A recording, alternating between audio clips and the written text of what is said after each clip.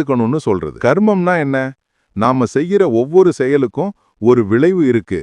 ஒரு கல்ல தூக்கி போடுற மாதிரி அதுக்கு ஒரு எதிரொலி இருக்கும். நல்லது செஞ்சா நல்லது நடக்கும், கெட்டது செஞ்சா கெட்டது நடக்கும். இதுல இருந்து தப்பிக்கவே முடியாது. அஹிம்சைனா என்ன?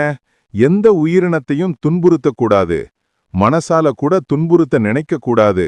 ஒரு சின்ன பூச்சிக்கும் பெரிய யானைக்கும் ஒரே மரியாதை கொடுக்கிற மாதிரி. காந்தியடிகள்லாம் இதுல இருந்து தான் இன்ஸ்பிரேஷன் வாங்கினார். பகவத்கீதையில நிஷ்காம கர்மம்னு ஒரு விஷயம் சொல்லுவாங்க. அதாவது ஒரு காரியத்தை செய்யும்போது அதோட பலனை எதிர்பார்க்காம செய்யணும்.